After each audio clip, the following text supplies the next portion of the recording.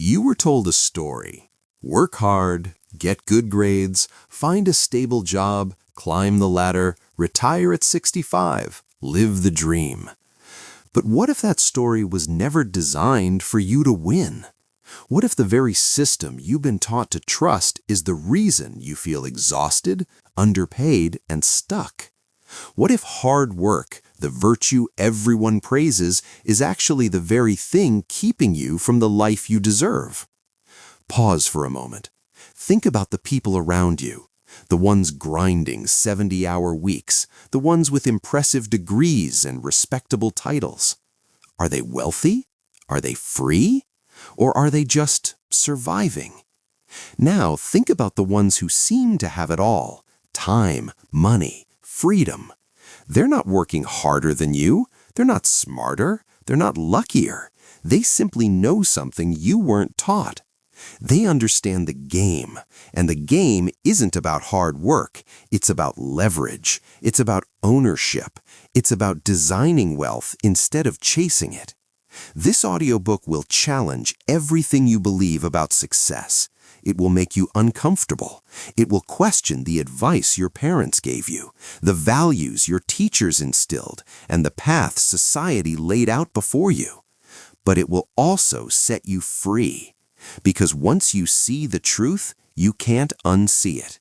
And once you understand how wealth really works, you'll never look at your time, your energy, or your future the same way again.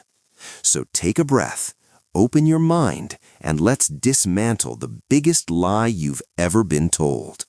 Chapter 1. The Hard Work Myth. There's a man named David. He's 43 years old. Every morning his alarm screams at 5:30.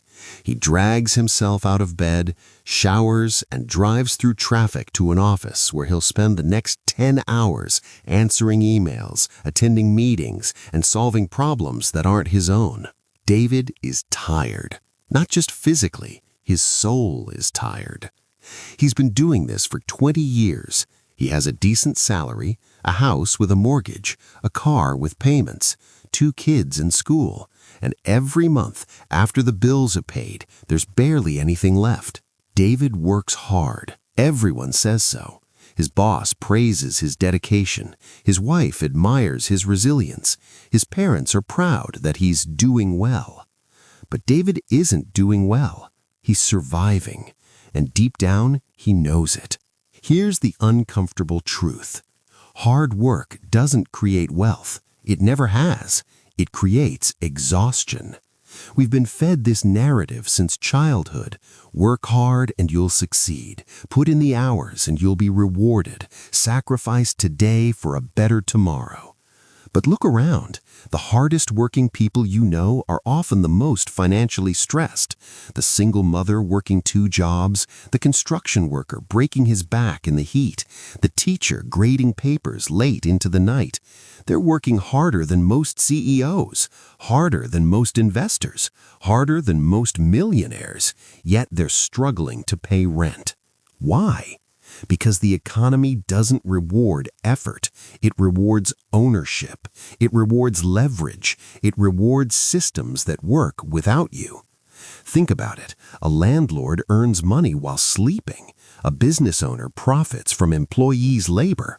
An investor gains wealth from market movements they didn't create. None of them are working harder than David, but all of them are wealthier. The hard work myth is seductive because it feels fair. It feels moral. It gives us a sense of control.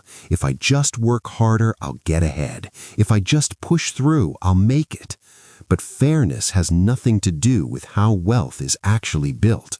You can work yourself into the ground and still end up broke. You can sacrifice your health, your relationships, and your peace of mind and still retire with barely enough to live on. Because hard work by itself is just labor, and labor is the least valuable asset in the modern economy. What matters is what you own, what works for you when you're not working. What matters is whether your time creates linear income or exponential wealth. David doesn't own the company he works for. He doesn't own the building he works in. He doesn't own the systems that generate profit. He owns his time, and he's selling it hour by hour, year by year. And time, unlike money, never comes back. This isn't about blaming David. This isn't about shame. This is about waking up to a reality that's been hidden in plain sight. The system you've been taught to follow was designed to produce workers, not wealth builders. It was designed to keep you productive, obedient, and dependent. And the most effective way to do that? Convince you that hard work is enough. So here's the question you need to ask yourself. If hard work was the key to wealth, wouldn't every exhausted, overworked person be rich by now? The answer is obvious, and once you accept it, everything changes. Chapter 2. How the economy rewards owners, not workers. There's a coffee shop on the corner of 5th and Main. It opens at 6 every morning. By 6:15, there's a line out the door. Behind the counter, 3 baristas hustle. They're making drinks, taking orders, wiping down machines. They're fast, they're skilled, they're friendly. Each one earns $15 an hour. The owner? She's not there. She's at home. Maybe she's sleeping in. Maybe she's at the gym. Maybe she's having breakfast with her kids. By the end of the day, those 3 baristas will have worked 8 hours each. They'll have served hundreds of customers. They'll have generated thousands of dollars in revenue. Each barista goes home with $120 before taxes. The owner? She goes home with the profit, and that profit didn't require her presence. This is how the economy works, and it's been working this way for centuries. The economy doesn't care how hard you work. It doesn't care how many hours you put in. It doesn't care how tired you are at the end of the day. The economy cares about one thing: ownership. If you own the business, you own the profit. If you own the building, you own the rent. If you own the stocks, you own the dividends. If you own the land, you own the appreciation. If you don't own anything, you own your labor. And labor is the most expensive, least scalable thing you can sell. Think about Jeff. He's a software engineer. He's brilliant. He writes code that powers platforms used by millions of people. He earns $150,000 a year. That sounds like a lot, and compared to most people it is. But the company he works for, it's worth $3 billion. The founders, they're worth hundreds of millions each. Jeff's code helped build that value, his intelligence, his creativity, his late nights and weekends. But he doesn't own the code. He doesn't own the platform. He doesn't own the users. He traded his time and talent for a salary. And once that trade is made, the value he creates belongs to someone else. This isn't a moral judgment. This is just how the system is structured. Workers are paid for their time. Owners are paid for results. Workers trade hours for dollars. Owners build systems that generate dollars without hours. And here's the part that stings. The system needs workers more than it needs to make workers wealthy. The economy runs on labor. Someone has to serve the coffee. Someone has to write the code. Someone has to drive the trucks, teach the classes, build the houses, stock the shelves. But the people doing that work, they're replaceable. Not because they lack value as human beings, but because the system is designed to function regardless of who fills the role. You quit, someone else is hired. You burn out, someone else steps in. You ask for more money, someone else will do it for less. That's not cruelty, that's structure, that's economics. Ownership, on the other hand, is irreplaceable. The person who owns the business controls the decisions. The person who owns the property controls the terms. The person who owns the assets controls the wealth. And here's what makes this even more powerful. Ownership scales. Labor doesn't. You can only work so many hours in a day. You can only be in one place at a time. You can only use your hands, your brain, your energy for so long before you break down. But ownership? Ownership works while you sleep. It works while you're on vacation. It works while you're sick. It works when you're old. A landlord owns 10 properties. 10 families pay rent every month. The landlord isn't fixing the plumbing in all 10 at once. The landlord isn't mowing all 10 lawns. The landlord owns, and ownership generates income without presence. This is why the wealth gap isn't closing, it's widening, because the people who understand this are getting richer, and the people who don't are working harder just to stay in place. You've been taught to admire hard work, and you should. Hard work has dignity, it has honor, it builds character, but it doesn't build wealth, not by itself. Wealth is built by owning the thing that hard work produces. Wealth is built by capturing value, not just creating it. So here's the shift you need to make. Stop asking, how can I work harder? Start asking, what can I own? Because the economy has already decided it rewards owners, not workers. And until you become an owner, you're just renting your life from someone who is. Chapter 3. Education, Obedience, and the Productivity Trap. Let's go back to when you were 6 years old. You walked into a classroom for the first time. You were told to sit down, be quiet, raise your hand, follow the rules. You were taught to memorize facts, repeat them on tests, get good grades, move to the next level. You were rewarded for compliance, punished for questioning, praised for fitting in. And slowly, without realizing it, you were being trained. Not to think, not to create, not to own. You were being trained to follow instructions, to show up on time, to do what you're told, to be productive. You were being trained to be an employee. This isn't a conspiracy, it's a design. The modern education system was built during the Industrial Revolution. Factories needed workers, reliable, obedient, productive workers. So, schools were designed to produce them, and they still do. Think about it. Why do schools operate on a schedule? Why do bells ring to signal the start and end of class? Why are students trained to ask permission to speak, to move, to even use the bathroom? Because that's how factories operate. That's how offices operate. That's how the system needs you to operate. School doesn't teach you how to build wealth.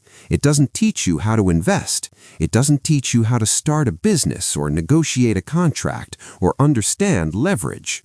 School teaches you how to be managed, and management requires obedience.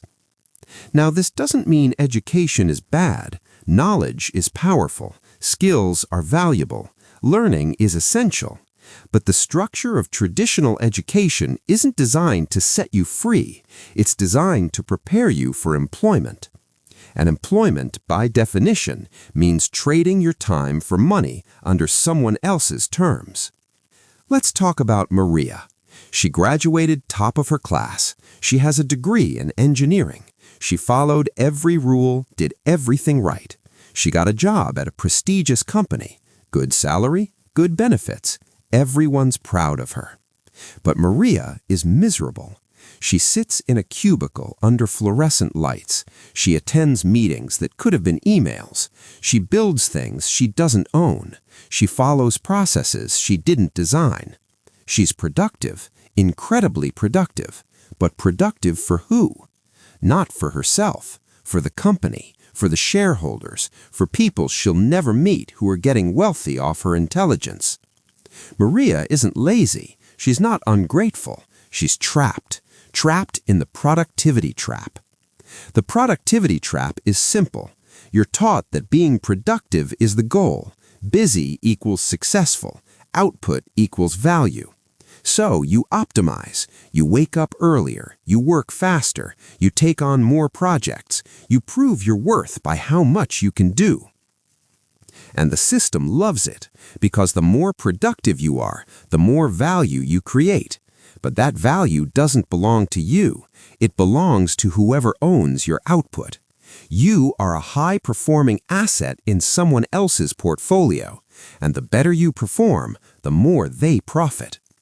This is why promotions often feel hollow. You get a new title, a bit more money, and a lot more responsibility. You're still trading time for money. You're just trading more time for slightly more money. The structure hasn't changed. You're still an employee. You still don't own anything. The real trap is believing that if you just work hard enough, if you just get productive enough, you'll break free. But productivity within someone else's system will never set you free.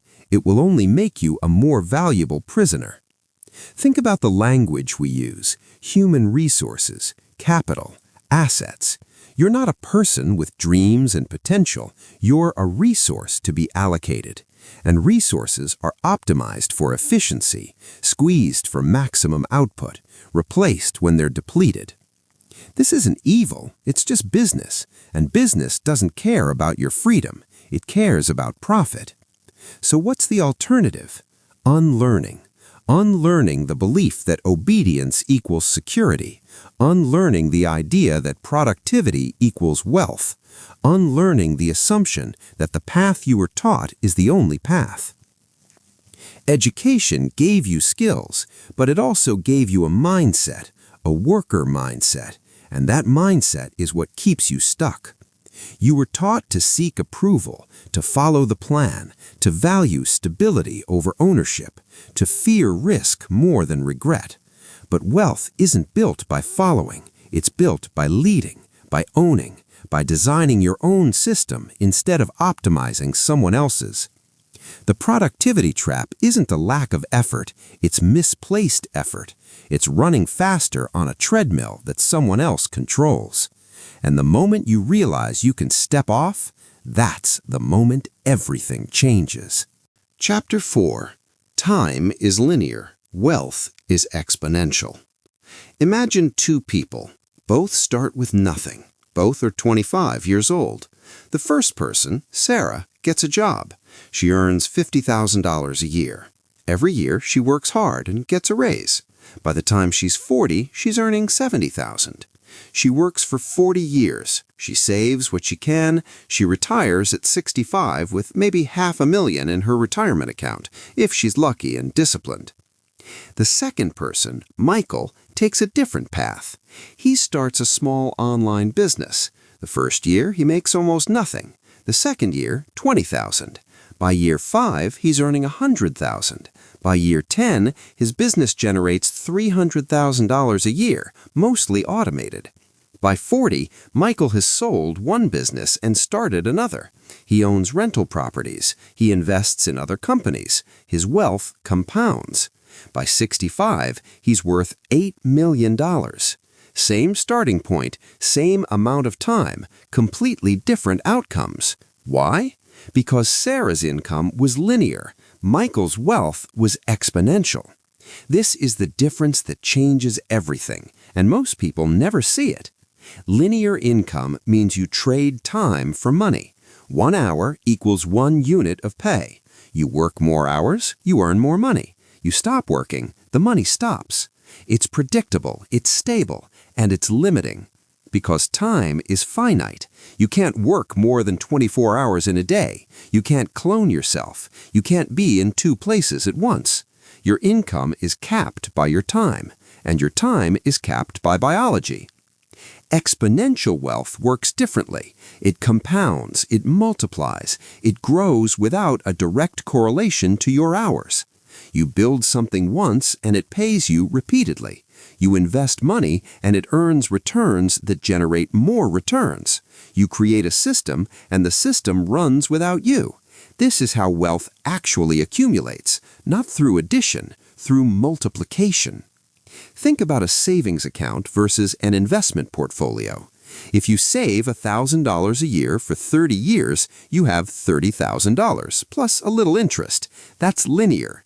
But if you invest that same $1,000 a year in assets that return 10% annually, you don't have $30,000, you have over $160,000. The money made money. That's exponential. Now apply this to income. A salary is linear. You get paid for the hours you work. Even if you get raises, it's still addition, a little more each year, but the structure is the same. A business, a rental property, a royalty, a dividend, that's exponential. The income isn't tied to your hours, it's tied to the performance of the asset, and assets can scale. 1 rental property generates income. 10 rental properties generate 10 times the income, but you're not working 10 times harder. The system is scaling. One online course sells to 10 people, then 100, then 1,000. Same course, same effort, exponential result. Here's where it gets even more powerful. Exponential wealth builds on itself. The money you make from your assets can be reinvested into more assets. Those assets generate more income. That income buys more assets. The cycle accelerates. This is called compounding, and it's the most powerful force in wealth building. But compounding requires time, and it requires a shift from earning to owning. Most people never make that shift. They stay in linear income their entire lives. They get comfortable with the predictability. They fear the uncertainty of exponential paths. And they end up working for 40 years, exhausted, with just enough to survive retirement. Not because they didn't work hard, but because hard work within a linear system produces linear results. The wealthy understand this instinctively. They don't ask, how much can I earn per hour? They ask, how can I build something that earns without my hours? They don't chase bigger salaries. They chase ownership, equity, assets, systems, because they know that time is their most valuable resource, and the only way to truly leverage time is to decouple income from hours. You have the same 24 hours as everyone else, the same number of years. The question is, are you using those hours to build something linear or something exponential? Are you trading time for money, or are you building assets that multiply money over time? Because here's the truth, you will never outwork exponential growth. No amount of hustle can compete with compounding. The people who win aren't the hardest workers. They're the ones who understand the math. They're the ones who build systems that work while they sleep. Time is linear. It moves at the same pace for everyone. But wealth can grow exponentially. And once you see the difference, you can never unsee it. Chapter 5. Leverage is the multiplier hard work never had. There's a man in a field. He's digging a hole with his hands. He's strong. He's determined. He works from sunrise to sunset. By the end of the day, he's dug a hole 3 feet deep. He's exhausted. His hands are bleeding, but he's proud. He worked hard. There's another man in the next field. He shows up with a shovel. In 2 hours, he's dug a hole 6 feet deep. Same effort, better tool. There's a third man. He shows up with an excavator. In 30 minutes, he's dug a hole 20 feet deep. He barely broke a sweat.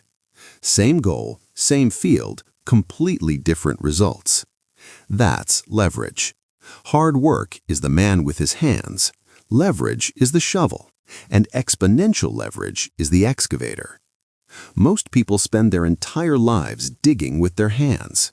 They're convinced that effort alone will get them there. And it will, eventually, if they don't give up, if they don't burn out, if they don't die trying. But the people who win, they understand that effort without leverage is just suffering. Leverage is the force multiplier. It's what turns small inputs into massive outputs. It's what allows one person to accomplish in an hour what would take another person a year. And the wealthiest people in the world? They've mastered leverage. There are 3 main types of leverage: labor, capital, and technology. Labor leverage means using other people's time. When you hire someone, you're buying their hours. They work, you benefit. That's leverage. A business owner with 10 employees has 10 times the output without working 10 times the hours. A manager delegates tasks. A CEO leads thousands of people. None of them are doing all the work. They're leveraging labor. But labor leverage has limits. People need management. They need training. They get sick. They quit. They have emotions and needs and complications. Capital leverage is more powerful. This is using money to make money. When you invest in stocks, real estate, or businesses, your money works for you. You're not trading hours. You're deploying resources that generate returns. $100,000 invested at 8% annual return generates $8,000 a year. That's capital working, not you. The more capital you have, the more leverage you have. This is why the rich get richer. They're not working harder, they're leveraging more capital. But the most powerful leverage? Technology. Code, media, systems. These scale infinitely. Write software once, sell it 1,000,000 times. Record a video once, it plays forever. Build a website, it works 24/7. Technology doesn't get tired. It doesn't need a salary. It doesn't ask for vacation. It just works, and it scales without limits. This is why tech entrepreneurs become billionaires in their 20s. They're not working 1,000,000,000 times harder than everyone else. They're leveraging technology. One app, millions of users, minimal ongoing effort, maximum leverage. Now here's what most people miss. They think leverage is only for the rich, only for business owners, only for people who already have resources. But leverage is available to everyone. You just have to recognize it and use it. You don't need $1,000,000 to start leveraging capital. You can start with 100, invest it, let it compound, reinvest the returns, build from there. You don't need a team of employees to leverage labor. You can outsource one task, hire a freelancer for 5 hours a week, free up your time to focus on higher value activities. You don't need to be a programmer to leverage technology. You can use no-code tools, automation platforms, AI, social media, systems that amplify your reach without amplifying your hours. The key is shifting your mindset from doing to designing, from working harder to working smarter, from effort to systems. Ask yourself, what am I doing repeatedly that could be systematized? What am I doing manually that could be automated? What am I doing alone that could be delegated? Every task you remove from your plate is leverage. Every system you build is leverage. Every investment you make is leverage. Hard work is important, but hard work without leverage is a slow, painful grind. Hard work with leverage is exponential growth. Think about a farmer. 200 years ago, one farmer could feed maybe 5 people. Today, one farmer feeds over 100. Same work ethic, completely different output. Why? Leverage, machinery, technology, systems. The farmer isn't working harder. The farmer is working with better tools, and those tools multiply the impact of every hour spent. You are the farmer. Your life is the field. The question is, are you digging with your hands or using the excavator? Because leverage is the difference between exhaustion and abundance, between surviving and thriving, between spending your whole life working and building a life that works for you. Hard work is the input, leverage is the multiplier, and without it, you're just digging holes until you can't dig anymore. Chapter 6. Income pays bills. Assets create escape velocity. Let's talk about escape velocity. It's a term from physics. It's the speed an object needs to break free from a planet's gravitational pull. Go too slow and you fall back down. Reach escape velocity and you're free. You're no longer bound by the same forces. Wealth works the same way, and most people never reach it. They earn income, they pay bills, they save a little, they repeat. Month after month, year after year, decade after decade. They're stuck in orbit, close enough to see freedom, never fast enough to reach it. Because income by itself doesn't create freedom. Income pays for survival. Assets create escape velocity. Here's the difference. Income is money you earn by working. A salary, a wage, freelance payments, commissions. It comes in, it goes out. And when you stop working, it stops coming. Income is active. It requires your presence, your time, your energy. Assets are different. Assets are things you own that generate income without your active involvement. Rental properties, dividend stocks, businesses with managers, royalties, intellectual property.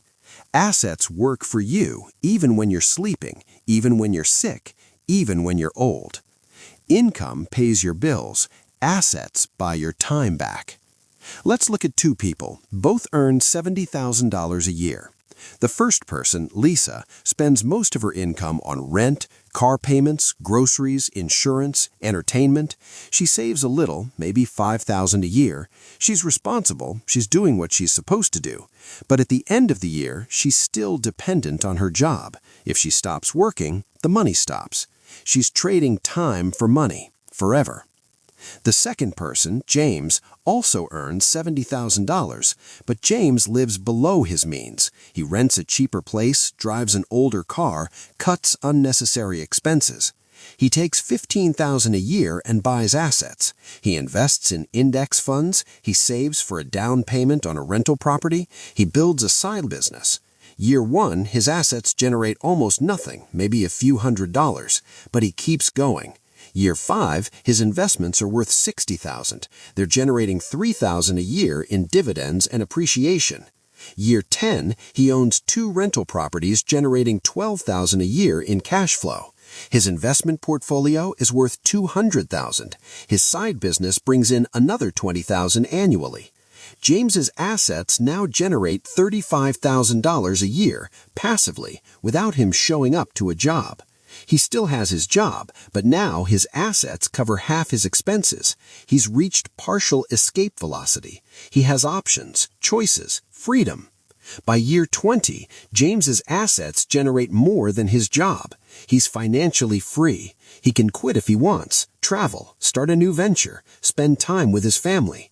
Lisa? She's still working, still dependent on her paycheck, still one layoff away from crisis. Same income, completely different outcomes, because one person used income to buy assets, the other used income to buy time. Here's the harsh reality. If your income only pays bills, you're stuck. You're renting your life. You're dependent on someone else's system. You're one disaster away from collapse. But if your income buys assets, you're building escape velocity, slowly, steadily, inevitably. Assets compound, they grow, they multiply, and eventually they reach a tipping point where they generate enough income to cover your expenses. That's financial freedom. That's escape velocity. That's when gravity stops pulling you down. Most people never get there because they confuse lifestyle with wealth. They earn more and spend more. Bigger house, nicer car, expensive vacations. They look successful, but they're still trapped because their expenses rise with their income. They're stuck on a treadmill that just got faster. Wealth isn't about how much you earn, it's about how much you keep and what you do with what you keep. The wealthy buy assets first, lifestyle second. They delay gratification, they live below their means, they invest aggressively, and eventually their assets generate enough income to afford the lifestyle they want, without work, without sacrifice, without stress. That's the goal, not to work harder, not to earn more, but to build a portfolio of assets that eventually replaces your need to work. Think of it like building a rocket. Income is the fuel, assets are the engine. You need both, but fuel alone won't get you to space. You need to build the engine, load the fuel, and hit the throttle. At first, progress is slow. You're burning fuel just to lift off the ground. It feels like nothing's happening. But as you gain speed, momentum builds. The assets start generating returns. Those returns buy more assets. Those assets generate more returns. And suddenly, you're accelerating, faster, faster, until you break free. That's escape velocity, and it's the only way out. So stop asking, how can I earn more? Start asking, how can I turn my income into assets that earn for me? Because income pays bills today, but assets create freedom forever. Chapter 7. Risk, Safety, and the Cost of Playing It Safe. You've been taught to play it safe. Get a stable job. Save your money. Don't take unnecessary risks. Stay on the path. Safety sounds responsible. It sounds smart. It sounds like the wise choice. But here's what no one tells you. Safety has a cost, and sometimes that cost is your entire life. Let's talk about Robert. He's 58 years old. He's worked at the same company for 32 years. Same desk, same routine, same predictable paycheck. He played it safe. He never took risks. He never started that business he dreamed about. He never invested aggressively. He never made a bold move. And now he's 2 years from retirement.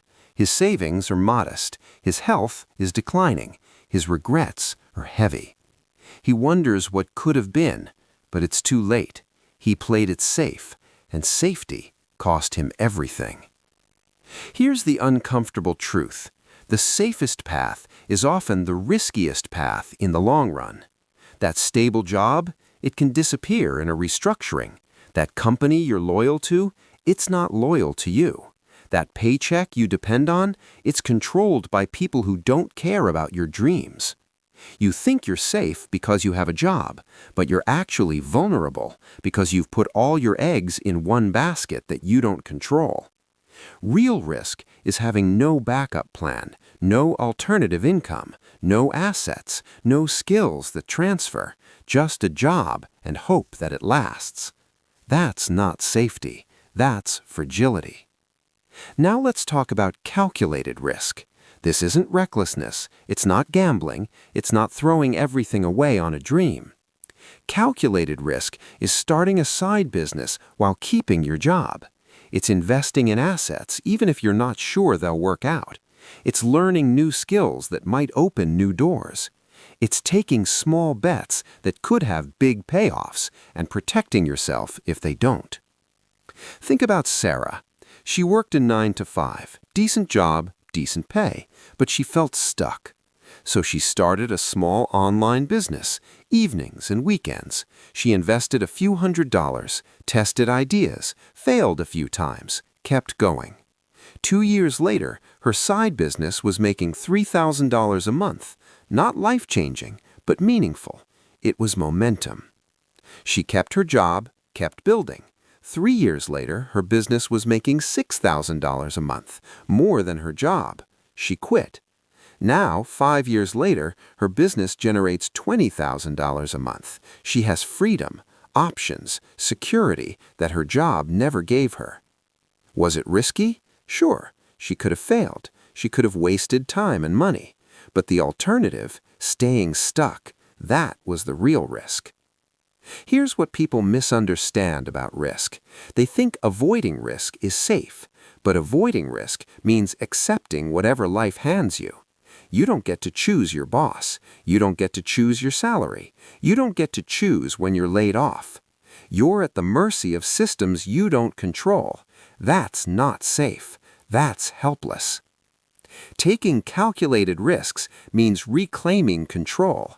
It means building options. It means creating multiple income streams so you're not dependent on one source. The wealthy understand this. They diversify. They invest. They build businesses. They take risks, but they're smart about it. They don't bet everything on one idea. They test, they iterate, they fail small and learn fast. They protect their downside while maximizing their upside. And when something works, they scale, they double down, they go all in, not recklessly, strategically. Here's the framework. Minimize risk by educating yourself, by starting small, by keeping your safety net while you build. But don't confuse caution with cowardice. Don't let fear disguise itself as wisdom. The biggest risk isn't failure, it's regret. It's getting to the end of your life and realizing you played it so safe that you never really lived. Think about the cost of safety. What are you giving up by staying comfortable? What opportunities are you missing? What version of yourself are you never becoming? Safety feels good in the moment, but it compounds into mediocrity, into disappointment, into a life half-lived. Risk feels scary in the moment, but it compounds into growth, into possibility, into a life fully realized. The question isn't whether to take risks, it's which risks to take and when. Because staying where you are is a risk too. The risk that nothing changes, the risk that you wake up 20 years from now and nothing is different. That's the cost of playing it safe. And it's a cost most people don't realize they're paying until it's too late. Chapter 8. The middle class as an economic design. Here's a question that might make you uncomfortable. What if the middle class wasn't designed to make you wealthy? What if it was designed to keep you working? Think about it. The middle class is stable. It's predictable. It has just enough to survive, just enough to stay comfortable, just enough to keep going, but not enough to escape. The middle class earns enough to pay bills, to buy a house with a mortgage, to finance a car, to take a modest vacation once a year, to save a little for retirement. They're not poor, they're not suffering, they're managing, and that's exactly the point. Because people who are managing don't revolt, they don't risk, they don't disrupt. They keep working, they keep consuming, they keep the system running. The middle class is the engine of the economy. They're the ones buying houses, which supports the real estate industry. They're buying cars, which supports the auto industry. They're paying interest on loans, which supports the banking industry. They're productive, obedient, dependent, and just comfortable enough not to question the system. Let's talk about the middle class trap. It starts with debt. You want a house? You take out a mortgage. That's 30 years of payments, 30 years of being locked into a job. You want a car? You finance it. That's 5 years of payments, 5 more years you can't afford to quit. You want an education? You take out student loans. That's 10, 20, sometimes 30 years of debt.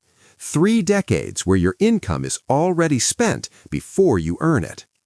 Debt isn't just money you owe, it's control. It's a chain that keeps you working, because if you stop, you lose everything. Now add the lifestyle creep. You get a raise, great. You upgrade your house, lease a nicer car, eat at better restaurants, take fancier vacations. Your income goes up, but so do your expenses. You're still living paycheck to paycheck, just with nicer stuff. You're stuck, and the system designed it that way. Here's the truth. The middle class was engineered after World War II. It was a response to instability, a way to create a buffer between the rich and the poor. Give people just enough to feel secure, just enough to have something to lose, just enough to keep them from demanding more. And it worked. The middle class became the ideal, the American dream. Work hard, buy a house, raise a family, retire with a pension. But that dream is dead. Pensions are gone, jobs are unstable, housing is unaffordable, and the middle class is shrinking. Why? Because the system doesn't need a strong middle class anymore. It needs consumers, it needs workers, it needs people who are productive and dependent. Wealth is concentrating at the top, and the gap is widening because the game has changed, and most people are still playing by the old rules. The middle class believes in hard work, in education, in climbing the corporate ladder, in stability. But hard work doesn't create wealth anymore. Education creates debt. The corporate ladder leads to burnout, and stability is an illusion. So, what's the alternative? Stop trying to be middle class. Stop aiming for comfort. Stop designing your life around paying off debt and retiring at 65. Start thinking like the wealthy. Start focusing on ownership, on assets, on building systems that generate income without your labor. The wealthy don't have mortgages that trap them. They have properties that pay them. They don't have car payments. They have investments that grow. They don't have student debt. They have skills and networks that create opportunities. They don't work for money. Money works for them. And that's the fundamental difference. The middle class trades time for money. The wealthy build systems that generate money over time. The middle class consumes. The wealthy invest. The middle class focuses on income. The wealthy focus on equity. Here's the hard part. Escaping the middle class trap requires sacrifice. It requires living below your means. It requires delaying gratification. It requires saying no to the lifestyle that everyone else is chasing. It requires being uncomfortable, being different, being willing to look broke while you're building wealth. Because the middle-class lifestyle is expensive, and expensive lifestyles require constant income, and constant income requires constant work. But if you can break free from the consumption cycle, if you can redirect your income towards assets instead of liabilities, you can escape. You can move from middle class to wealthy, not by earning more, but by keeping more, by owning more, by building more. The middle class isn't a failure, it's a design. And once you see the design, you can choose to step outside of it. You can choose wealth over comfort, freedom over stability, ownership over employment. Because the middle class was never designed to set you free. It was designed to keep you working and working and working. Until you decide you're done. Chapter 9. Burnout is a feature of the wrong strategy. You're exhausted, not just tired, deeply existentially exhausted. Your alarm goes off, and you feel nothing but dread. You drag yourself through the day. Coffee doesn't help anymore. Sleep doesn't restore you. Weekends feel too short. Vacations don't fix anything. You're burned out, and you think it's your fault. You think you're not strong enough, not disciplined enough, not resilient enough. But here's the truth. Burnout isn't a personal failure. It's a strategic failure. It's not a sign that you're weak. It's a sign that you're on the wrong path. Burnout is what happens when you're working hard in a system that doesn't reward you, when you're pouring energy into something that doesn't fill you back up, when you're trading your life for money that barely covers the cost of living. Burnout isn't a bug. It's a feature. It's the inevitable result of a strategy that doesn't work. Let's talk about what causes burnout. It's not hard work. Hard work can be energizing. Hard work towards something meaningful can be fulfilling. Burnout happens when effort feels pointless, when you're running on a treadmill that never stops, when you're working harder and getting nowhere. It's the gap between effort and outcome, between what you give and what you get, between what you're doing and what you actually care about. Think about Emily. She's a marketing manager. She works 60 hours a week. She's good at her job. She's been promoted twice. But she's miserable because she's building someone else's dream. She's making her boss wealthy. She's sacrificing her health, her relationships, her peace of mind for a paycheck that disappears every month. She's burned out, not because she's lazy, but because the strategy is wrong. Now think about Daniel. He runs his own business. He works 60 hours too, sometimes more. But he's energized. He's motivated. He's building something that's his. Same hours, different strategy, different outcome. The difference isn't the workload. It's the ownership. It's the purpose. It's the alignment between effort and reward. Daniel's work compounds. Emily's work is consumed. Daniel's building equity. Emily's earning a salary. Daniel's creating freedom. Emily's maintaining survival. Burnout is your body and mind telling you something's wrong. It's a signal, not a weakness. And the signal is simple. The strategy you're using isn't working. You're putting in effort that doesn't create the life you want, and your system is shutting down in protest. So what's the solution? Not rest, not a vacation, not a wellness app or a meditation practice. Those might help temporarily, but they don't fix the root problem. The solution is changing the strategy. It's shifting from a model that depletes you to a model that sustains you. It's moving from trading time for money to building assets that generate money. It's moving from working in someone else's system to designing your own. It's moving from effort that disappears to effort that compounds. Here's the framework. Ask yourself 3 questions. Does this work create ownership or just income? Does this work build towards freedom or just maintain survival? Does this work energize me or drain me? If the answers are income, survival, and drain, you're on a path to burnout, and no amount of hustle will change that. You need a different path, one where your effort creates equity, where your work builds assets, where your time compounds into freedom. This doesn't mean quitting your job tomorrow.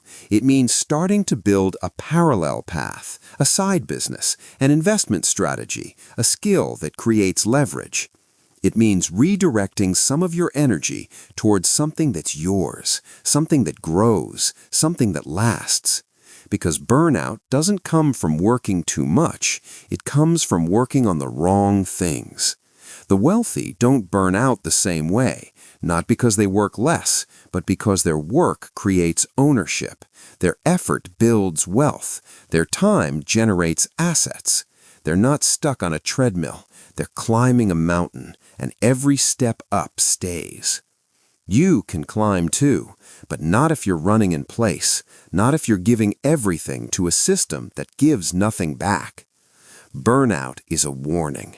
Listen to it, not with guilt, not with shame, but with clarity. It's telling you the strategy is wrong, and the only way out is a new strategy, one that's designed for freedom, not just survival.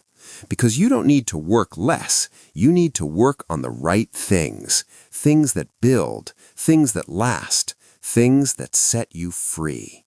Chapter 10. Designing Wealth Instead of Chasing It.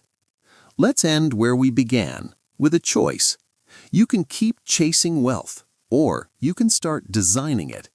Chasing wealth is what most people do. They work harder, they look for the next opportunity, they hope for the big break. They grind and hustle and pray that someday, somehow, it all pays off. And maybe it does. Maybe they get lucky. Maybe they catch a break. But most of the time, they just get tired. Because chasing is reactive. It's desperate. It's running after something that always seems just out of reach. Designing wealth is different. It's intentional. It's strategic. It's building a system that works whether you're chasing or not. Designing wealth means asking different questions. Not how can I earn more, but how can I build assets that earn for me? Not how can I work harder, but how can I create leverage? Not what job should I take, but what system should I build? Designing wealth starts with clarity. You need to know what you're building toward. Not vague dreams, specific outcomes. How much passive income do you need to cover your expenses? What does financial freedom look like for you? What assets do you need to own to get there? Write it down. Make it concrete, because you can't design what you can't define. Next, reverse engineer the path. If you need $5,000 a month in passive income to be free, what assets would generate that? Maybe it's rental properties generating cash flow. Maybe it's dividend stocks. Maybe it's a business with reliable recurring revenue. Maybe it's a combination. Figure out the numbers. How much capital do you need? How long will it take to accumulate? What's the plan? Then build the system. Not someday, not when you're ready, now. Even if you're starting with $100, even if it's just 10 hours a week, start. Buy your first investment. Start your first side project. Learn your first high-income skill. Take the first step toward ownership. And then repeat. Every month, every year. Build, invest, reinvest, compound. Let time and leverage do the heavy lifting. This isn't sexy. It's not a get-rich-quick scheme. It's not a hack or a shortcut. It's a system, and systems work. Here's what happens when you design wealth instead of chasing it. You stop feeling desperate. You stop reacting to every opportunity. You stop hoping for luck. You have a plan, and the plan is working, slowly, steadily, inevitably. You start seeing progress, not just in your bank account, but in your options, your freedom, your peace of mind. You stop trading time for money. You start building assets that work for you. You stop being owned by your job. You start owning your time. And eventually, you reach the tipping point, the moment when your assets generate enough income to cover your expenses, the moment when work becomes optional. The moment when you're free. That's the goal. Not to get rich, but to be free. Free to choose, free to live, free to spend your time on things that matter. And freedom isn't something you chase, it's something you design. Brick by brick, asset by asset, decision by decision. Think about where you are right now. You've been working hard, maybe for years, maybe for decades. And where has it gotten you? If you're honest, probably not as far as you hoped. Not because you're not capable, but because you've been using the wrong strategy. You've been chasing, and chasing is exhausting. Chasing is endless. Chasing is a game you can't win. But designing is empowering. Designing is sustainable. Designing is a game you control. So stop chasing, start designing. Stop hoping, start building. Stop waiting for permission, start taking ownership. The system you've been taught to follow isn't broken, it's working exactly as intended, to keep you productive, to keep you dependent, to keep you chasing. But you don't have to play that game anymore. You can design a different one, a game where you win, a game where your effort compounds, a game where your time is yours. This is your life, your one shot, your finite number of days. Are you going to spend them chasing someone else's dream, or are you going to design your own? The tools are available, the knowledge is accessible, the path is clear. All that's missing is the decision. The decision to stop accepting the default. The decision to stop trading your life for a paycheck. The decision to start building something that lasts. Wealth isn't a destination, it's a design. And the best time to start designing was 10 years ago. The second best time is right now. So what are you waiting for? The permission you'll never get? The perfect moment that doesn't exist? The guarantee that isn't coming? You have everything you need. You have time, you have knowledge, you have choice. The only question is, what will you do with it? Design your wealth, build your freedom, take back your life. Not someday, today. Because the life you want isn't going to chase you. You have to design it.